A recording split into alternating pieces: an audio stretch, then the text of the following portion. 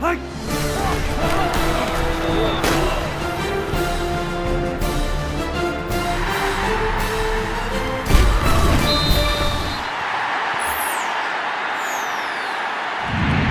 the Apopco Studios in Oklahoma City, this is an OSU update with Gina Mizell. I'm Jenny Carlson. Gina, with Bedlam on Saturday, interesting stuff going on with the Oklahoma defensive line.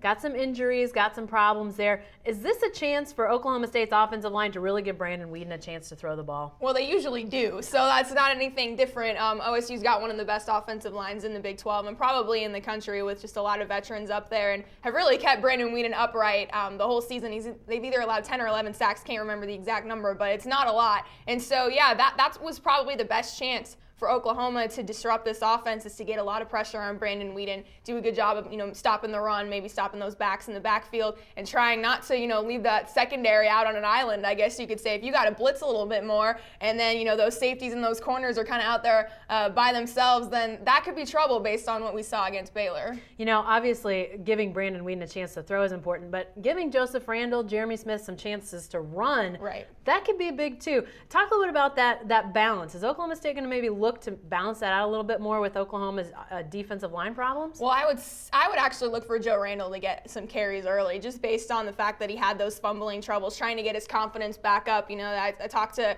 Jamal Singleton, who's the running backs coach, last week, and he said that they're working on making sure that he hangs on to the ball, and it really wasn't an issue for him until the last 2 weeks of the season. He hadn't had any fumbles until he fumbled 4 times against Texas Tech and Iowa State. So yeah, I would look for him to get some carries early. Obviously, this is a balanced attack. They want to throw a little bit more than they want to run, but you would think that they would want to try to establish that run early, especially considering they didn't do it as well against Iowa State. So look for them to try to see if that can be something that they can get going early in the game. All right, thanks, Gina. Be sure to stay with the best coverage team anywhere at newsok.com and every day in the Oklahoma.